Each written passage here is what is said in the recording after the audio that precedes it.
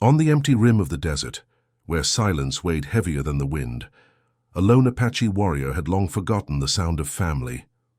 But when he found a frightened cook girl weeping by her dying fire, one word from her lips would shatter his solitude forever. Papa. The desert was his only companion. It stretched wide and endless in every direction, a vast ocean of red stone and sand, where mesas rose like the bones of the earth, and the horizon seemed to burn each evening with fire. To most it was a place of death, where water ran thin and men lost themselves. To him it was home.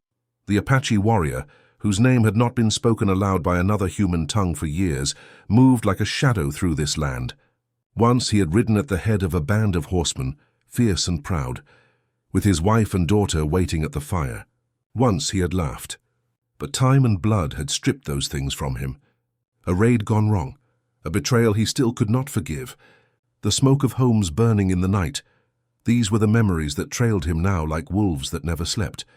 He lived alone in a hidden canyon, where a thin stream ran clear over smooth stones. His shelter was no more than a lean-to of cedar branches, tucked against a cliff face that shielded him from the worst of the wind.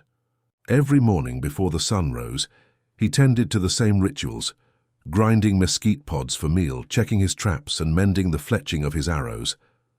His life was stripped down to the barest survival, each motion deliberate, without waste. But behind every movement, behind the stillness in his dark eyes, was a hollow space where his family once lived. The nights were worst. When the coyotes sang, he remembered his daughter's laughter echoing through the canyon. When the stars glimmered in their endless black sea, he remembered how his wife would point to the constellations, whispering their stories into his ear. These ghosts were not cruel, they did not speak, but they never let him rest. He was known to a few traders who dared the lonely trails. They called him the Silent One, for he never spoke more than was needed, and often not at all. If they left a sack of flour or a coil of tobacco near the canyon, he would leave them tanned hides or bundles of herbs in return. No one asked questions. No one stayed to talk. That was the way he wanted it, and yet the silence wore on him. Sometimes, as he sat sharpening his knife by firelight, he found himself murmuring words into the air, old songs, prayers he had learned as a boy, fragments of his mother's lullabies. The sound of his own voice startled him, as though the canyon walls had grown strange ears. He would stop, fall back into silence, and scold himself for weakness. Still, the habit returned when loneliness pressed hardest. The Apache had become a man of hard edges and deep patience, but he was not without heart. When an injured hawk once stumbled into his canyon, wing broken from a fall, he had mended it with care. For weeks he fed the bird strips of rabbit meat until it could fly again. The morning it left, rising into the dawn sky with wings whole once more, he watched it until it vanished. Then, without knowing why, he whispered after it, "Go well, little brother." It was the first blessing he had spoken in years. Such moments kept him tethered to life. Though he had no kin, no tribe, no camp, the Apache could not bring himself to surrender to despair. Somewhere deep inside, a stubborn ember glowed, the ember of a man who once believed in belonging. He did not seek companionship, for he had taught himself not to need it. And yet each night when he lay back on his blanket of deer hides, staring into the sky, a small voice within him asked, "Is this all that remains for me?" It was on one of these nights, when the wind carried the smell of smoke from a distant trail, that his fate began to turn. He had lived so long with nothing but his memories that he did not yet know the world would soon place another burden and a blessing into his hands. The desert that had taken so much from him was about to give something back: a child's trembling voice, a pair of tear-streaked cheeks, and the single word he thought he would never hear again. The Apache moved soundlessly through the night. He was following the faint smell of smoke that had reached his canyon earlier, cautious but curious. Few traveled these lonely trails anymore, and fewer still lit fires openly where bandits and coyotes roamed. His steps were sure, his senses sharpened. For a long while there was only silence, the kind that swallows the desert whole. Then he heard it, a sound that did not belong to stone or wind, a small uneven sob. He stopped, crouched low, and listened. It came again, faint but unmistakable, the muffled crying of a child. The Apache followed the sound until he saw the dim flicker of a fire. no larger than a lantern flame hidden in the hollow of a dry creek bed. There, huddled against a log, was a girl. She could not have been more than 10 summers old. Her dress was travel-worn and streaked with dust. Her ragged apron clung to her shoulders, and in her arms she clutched a dented iron pan as though it were a shield. Her face was streaked with tears, but her eyes, wide, green and darting, watched the shadows as if expecting monsters to crawl out of them.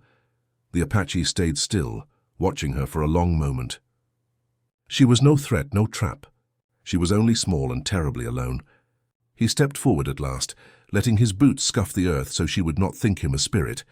The girl gasped, scrambling back, her hands tightening on the pan.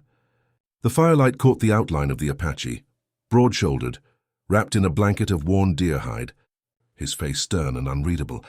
"Don't hurt me," she whispered, her voice raw from crying. He said nothing at first, only crouched by her fire. From his pouch, he drew out a strip of dried venison and set it on a flat stone where she could see it. Slowly, carefully, he pushed it toward her. Her stomach growled louder than her courage. She snatched the meat, tore at it with trembling hands, and ate as though she had not seen food for days. The Apache added more wood to her weak fire, coaxing it higher until it crackled, and cast away the worst of the darkness. For the first time since he had found her, the girl's sobs began to ease. She curled up near the flames, still hugging her pan, her eyes heavy but wary. She whispered something he barely caught, words about being left behind, about wolves scattering her camp. The Apache listened in silence, his face like carved stone. But inside something stirred. It had been a long, long time since anyone's tears had reached him. The first light of dawn crept slowly into the canyon, turning the stone walls a pale red, soft as embers. The desert woke quietly. Jackrabbits darted between the sagebrush and the wind whispered low through the dry grass. The Apache sat where he always did at first light, crouched over his knife, drawing the edge against a whetstone with slow, steady strokes. His body was at ease, but his senses were sharp as ever. Beside the fire lay the girl. She had curled herself small in the blanket he had given her, her head resting on the bundle of her apron. The dented iron pan, her only possession, was tucked beneath her arm as though it were treasure. The night's sobbing had left her face blotched and streaked, but exhaustion had carried her into deeper sleep. When she finally stirred, blinking into the brightness, she saw him sitting near. For a moment she lay still, her small chest rising and falling quickly, eyes darting from his knife to his face. She looked as though she had woken into the presence of a stranger she had hoped was only a dream. The Apache met her gaze for a heartbeat, then returned to his work. He said nothing, his expression unreadable, though his silence carried no threat. At last he rinsed the blade in a small basin of water and sheathed it, then pulled a water skin from beside him. He took a sip, deliberate and measured, before setting it down between them. The girl hesitated. Hunger gnawed at her belly, but thirst pressed harder. She reached slowly for the skin, her thin fingers trembling as though she half expected him to snatch it back. When the cool water touched her lips, relief shone across her face. She drank deeply, then wiped her mouth with the back of her sleeve, watching him all the while. Her voice, when it came, was small and scratchy. Why'd you help me?" The Apache did not answer at once. Words were not his trade, and in truth the question had no simple reply. He had told himself it was instinct, nothing more, that no man could leave a child to die in the desert, not even one as scarred and weary as he. But when he looked at her, her eyes red from tears, her shoulders too small to carry such fear, he felt something deeper tug inside him. Instead of speaking, he looked past her, out toward the horizon, where the desert rolled in endless miles. His silence was steady, neither harsh nor careless, and she seemed to take it as an answer. Her mouth pressed into a thin line and she clutched her pan tighter. "You're not going to leave me, are you?" she whispered. Her words carried more weight than she knew. They struck against the shield he had built around his heart, a shield forged from years of loss. He had told himself he would not bear another soul's weight again. Yet hearing her ask that, something inside him cracked. He rose slowly, walked a few paces to the edge of the creek bed, and gathered a bundle of dry branches. He carried them back without a word, crouched and placed them on the fire. Sparks leapt, flames licked high, pushing back the morning chill. The girl's shoulders loosened. She gave a small nod, as if she had heard the promise in his silence. That morning he set snares, caught a rabbit, and roasted it over the fire. He cut the meat with his knife, dividing it carefully, her share larger than his own. She hesitated at first, looking between her portion and his. But when she saw the calm in his face, she ate. They shared the meal without speech, only the crackle of the fire and the faint hum of wind through stone. She no longer looked at him with only fear. There was still caution in her eyes, but also a flicker of trust, faint as a candle flame. For the Apache, it was not trust he sought. He had lived too long without it, buried it deep. And yet, as he watched her tuck the blanket around herself, cheeks smudged with soot but her small body warmer now, he felt the truth settle heavy on him. He would not cast her away. Not tonight. Perhaps not ever. The second day passed more easily than the first, though not without silence.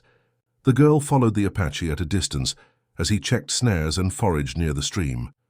She carried her pan tucked beneath her arm as if it were armor. When he stopped to skin a rabbit or gather roots, she lingered close enough to watch but far enough to keep a shield of space between them. She did not speak much, and neither did he.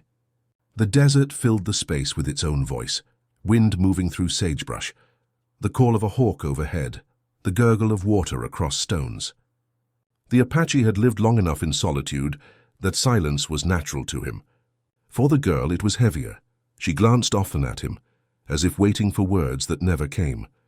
By dusk they had returned to the camp. The fire crackled strong, flames leaping against the coming night. The girl sat near, her small knees pulled up beneath the blanket he had given her. She stared into the fire for a long while before she spoke. "My name's Eliza," she whispered, her voice tentative. The Apache did not answer immediately. He was repairing an arrow shaft, his hands moving slow and deliberate. Only after a moment did his eyes lift to meet hers. He gave a single nod, not unkind, then returned to his work. The faintest of smiles touched her lips at his acknowledgement. Encouraged, she went on. "I worked with the wagons," she said. "They said I was too small to be useful, but I proved them wrong. I could cook faster than any of the women. Biscuits, beans, stew, anything we had. That's why they called me the cook girl." She hugged her blanket tighter, her gaze fixed on the fire. Her voice grew softer. "One night, the wolves came. They howled so loud the horses went wild. Men shouted, shots fired, pots fell. Everyone ran. I ran too, just like they told me. But when I came back, the wagons were gone." Her throat caught on the last word. Tears welled in her eyes, and she pressed her face against her knees, trying to hide them. The Apache sat still, his face carved in shadow. Yet inside him her words cut deep. He remembered the night when everything had been stolen from him, the fire, the cries, the emptiness afterward. The same weight now hung in her small voice, the weight of being left behind. For a long time he did not speak, but when she finally lifted her head, he set aside the arrow and pulled a strip of jerky from his pouch. He laid it beside her without a word. Eliza sniffled, wiped her face with the back of her sleeve, and took it. She nibbled at the meat, then gave a weak, crooked smile. "You don't talk much, do you?" she asked, her voice catching between sadness and playfulness. The Apache's lips twitched as though he might almost smile, but he only shook his head once. That small exchange was enough. She relaxed, her shoulders sinking, her eyes no longer darting to the shadows around them. When the coyotes began their distant song, she edged closer to the fire and closer to him. The night deepened. The stars spilled across the sky like silver dust, and the canyon held its silence. Eliza talked in short bursts, telling him about the smells of campfire bread, about the way the wagon wheels creaked on rocky trails, about a woman who once braided her hair on Sundays. The words tumbled out not because she expected answers, but because she had held them in too long. The Apache listened. He gave no stories in return, no explanations of who he was or what ghosts trailed him. Yet his listening was not empty. He nodded now and then, tended the fire when it burned low, and kept his eyes steady on her when her voice wavered. For a child adrift in the world, that was enough. By the time her words faded into yawns, her fear had eased. She lay down, clutching her pan loosely this time, her breath evening out. The Apache remained by the fire, silent and watchful. But for the first time in years, his silence felt less like a wall and more like a bridge. The fire had burned low, its embers pulsing like the slow beat of a heart. Eliza had drifted to sleep curled in the blanket, her pan clutched lightly now instead of fiercely, as if she no longer needed to guard herself so tightly. Her small breaths rose and fell in rhythm with the night. The Apache sat apart from her, his back against the cool stone wall of the canyon. He had grown used to nights like this, long heavy hours where silence pressed in until it became a weight across the chest. Normally he bore it without flinching. But tonight he found himself watching the girl more than the darkness beyond the firelight. She looked fragile lying there, her hair tangled across her face, her cheeks streaked from yesterday's tears. Yet she had survived, through hunger, through fear, through being left behind. That stubbornness stirred something in him he thought long buried, and with it came memory. He saw, as if it were happening again, his own daughter. Her face was small like Eliza's, her eyes bright with curiosity, her hands always reaching for something, the end of his braid, the fletching of an arrow, the beads his wife had worn around her neck. He could almost hear her laugh, high and pure, echoing off the canyon walls. That laugh had once filled his life with light. The Apache's jaw tightened. He pressed a palm against his chest, as though he could quiet the ache there. The memory of that night was never far from him. The shouts, the clash of rifles, the smoke rising against a moonlit sky. He remembered carrying his daughter away from the flames, whispering promises he could not keep, feeling the warmth slip from her body before the dawn. His wife had been taken too, the world he knew cut down in a single storm of fire and steel. Since then he had sworn never again. Never again would another life be entrusted to him. Never again would he feel that helplessness, that unbearable tearing inside. Solitude was harsh, but it was safe. He had convinced himself it was the only way to endure, and yet here lay a child, abandoned, trembling, but still breathing. She had looked at him with wide, frightened eyes and asked if he would leave her. That question had struck deeper than she could know. He had seen in her gaze not only fear, but the fragile hope that someone, anyone, might stay. He tilted his head back, staring at the stars. They filled the sky in endless scatter, cold and clear. Among his people, it was said that the spirits of the dead watched from above, guiding or warning as they willed. For years he had doubted, but tonight he wondered. Was his daughter up there among them, watching him sit beside this lost girl? Had she sent Eliza into his path, a whisper from beyond urging him not to wither alone? The thought unsettled him. He clenched his fists, fighting the wave of longing that rose within. His life had been carved into stone by loss. What right had he to feel this stirring of warmth? What good would it do to open the door to memory, only for the world to tear it away again? Yet no matter how he tried to push it back, the memory clung to him. The way Eliza had murmured "Papa" in her half-sleep, the way she clutched the blanket he had given her, as though it were safety itself. Those things cracked the walls around his heart. A breath shuddered out of him. He lowered his head into his hands, fingers digging against his temples. The night was still but heavy, pressing all of his ghosts against him. And then, unbidden, a single tear escaped, carving a line down his cheek. He did not wipe it away. He let it fall, let it sink into the dust at his feet. When he lifted his gaze again, his face was stone once more, but inside, the ember he had long buried glowed faintly. He would not name it yet, hope, tenderness, belonging. But it was there, and as he watched the girl sleep, that ember whispered something he had not allowed himself to believe in years. Perhaps he was not meant to remain alone. The desert evening cooled faster than expected. Heat drained from the red earth, as shadows stretched long across the canyon, and the air grew sharp with the promise of night. The Apache returned to the camp with a rabbit hanging from his belt, its fur still warm from the hunt. He moved with practiced efficiency, skinning the animal with swift cuts. His knife steady, his eyes focused on the task. Eliza watched him from her place near the fire. She had spent the day trailing after him, learning how to gather wood, how to search for roots by the stream, how to listen for the quiet rustle of prey. She said little, but her eyes never stopped following. It was as though she was memorizing every move, holding fast to the rhythm of survival he had long ago mastered. When the rabbit was ready, he skewered it over the fire. The smell of cooking meat filled the canyon, warm and rich, making her stomach rumble. She pressed her arms against it to quiet the sound, but the Apache heard anyway. Without looking up, he shifted the spit to turn the meat, his expression calm, unreadable. When the meal was finished, he divided it with care. Her portion was larger, his smaller as it had been the night before. He set her share on a flat stone and pushed it toward her. She stared at it for a moment, her lips pressing together. "You don't want more?" she asked. He shook his head once, giving no explanation. Hunger eventually won out. She ate, tearing at the meat with small but eager bites, glancing up now and again to see if he was watching. He wasn't, not directly. His gaze lingered on the horizon, the stars beginning to kindle against the purple sky. Still, she could feel the weight of his presence, steady as stone and somehow safer than words. When the food was gone and the fire burned low, Eliza sat with her pan across her lap. The dented metal gleamed faintly in the firelight. She ran her fingers along its rim, thoughtful, as though she were weighing something heavy inside herself. At last, she rose. Barefoot, she padded to where he sat, sharpening his knife. She stopped just in front of him, holding out the pan with both hands. "This is all I've got," she said, her voice soft but steady. "When I was alone, I held on to it. It made me feel like I still belonged to someone, but—" She hesitated, her eyes flicking up to his face. "I don't need it if you're here." The Apache stilled. For a long moment he looked at her, the fire's glow flickering in his dark eyes. Slowly he set the knife aside and reached for the pan.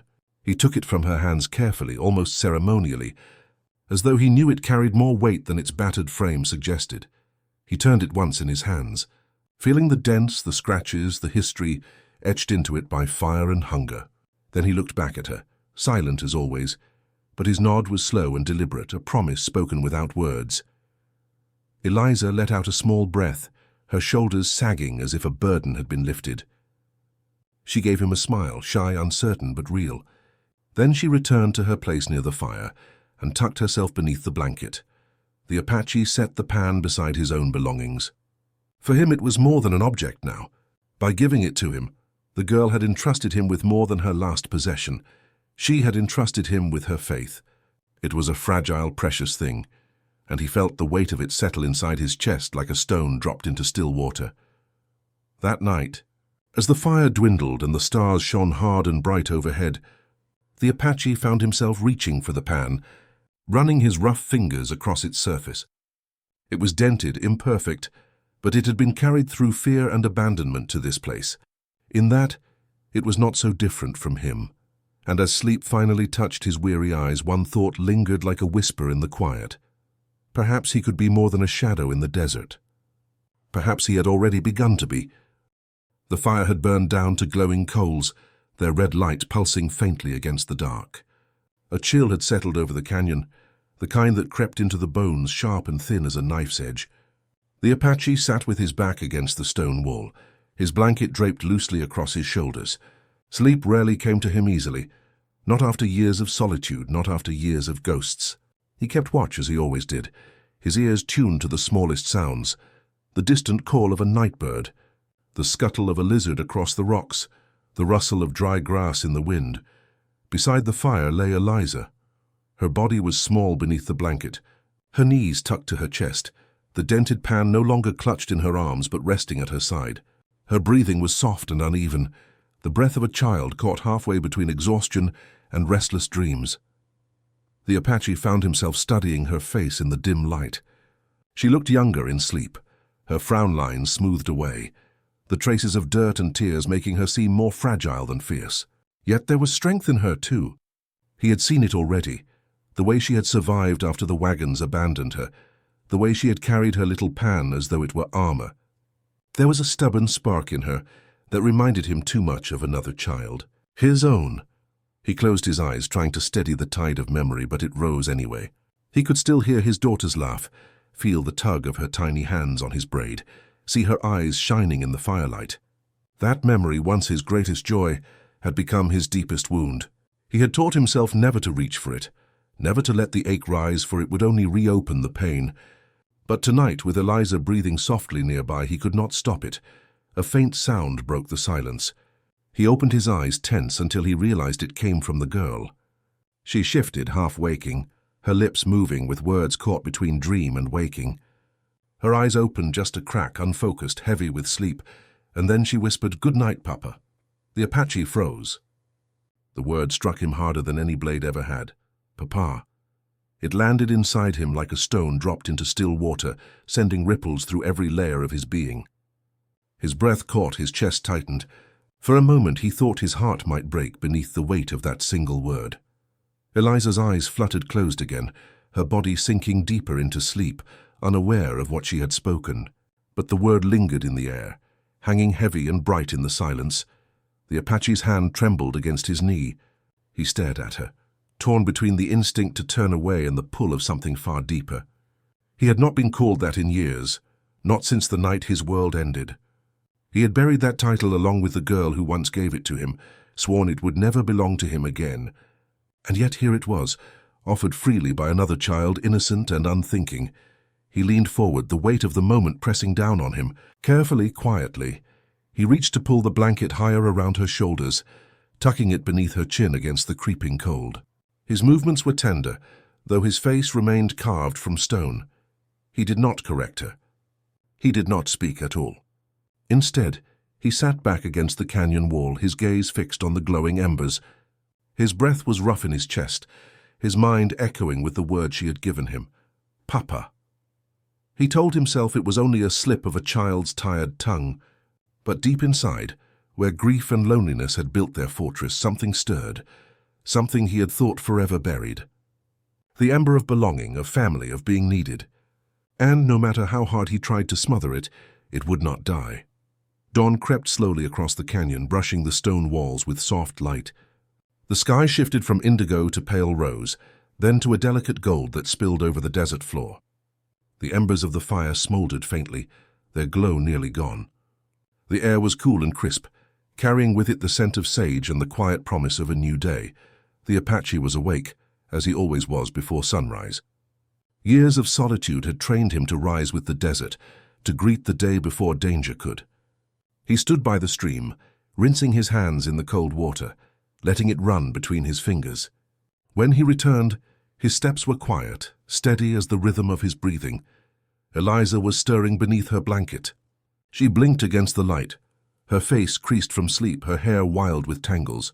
For a moment she looked around in confusion, as though unsure if this camp, this fire, this man was real, or only a dream she had clung to in the night. Then her eyes found him. She smiled faintly, small and shy, but sure enough. "Morning, Papa," she whispered. The Apache stopped mid-step. The word hung in the cool air, not half-dreamed this time, not murmured from the edge of sleep. She had spoken it awake, clear, with no hesitation. For a long moment he did not move. The name twisted inside him, pulling at scars he thought would never loosen. His jaw tightened, and he set the water skin down beside the fire with deliberate care. He crouched near her, studying her face. There was no guile in her eyes, no calculation. Only a child's simple truth. He did not speak, he never did. But something shifted in him. He reached into his pouch and pulled out a strip of dried meat, placing it gently in her hands. She accepted it with a grin, biting into it hungrily, her small shoulders relaxing as though she had received far more than food. After she ate, she rose and stood beside him as he packed away the remnants of camp. Her movements were clumsy but eager. She mimicked the way he folded the blanket, the way he checked the bowstring, the way he shouldered his pack. Each act was her way of saying, "I will follow you. I will learn." The Apache watched her, his face as unreadable as ever, but inside he felt the ember burn brighter. He had spent years convincing himself that solitude was strength, that silence was safety. But now, as this small girl stood beside him, calling him by a name he thought buried with his dead, he realized something he had long denied. He was not alone anymore. The desert around them was vast and merciless.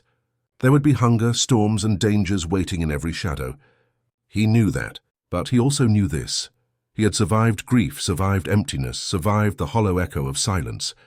To carry another life now, fragile though it was, felt less like a burden and more like a reason to keep moving. Eliza reached for the pan lying among his belongings, but instead of clutching it to her chest as before, she handed it to him. "You keep it," she said. "It's safer with you." The Apache accepted it without a word, his fingers brushing the dented rim. In that small act, he understood the truth. She had entrusted him not only with her last possession, but with herself. The sun broke fully over the horizon then, painting the canyon in gold. The Apache rose, adjusting the weight of his pack, and gestured for her to follow. She scampered to his side, her steps quick to match his long stride. Together they began to walk into the new day. He did not call her daughter, not aloud, and she did not need him to answer the name she had given him. It was enough that he carried it silently in his heart, enough that his hand lingered near her shoulder as they moved forward. The desert stretched wide before them, unforgiving, endless, alive. Yet for the first time in many years, the Apache did not see it as emptiness. He saw it as a path not walked alone, Papa. The word echoed within him, no longer a wound but a bond, and with each step into the rising sun he carried it forward.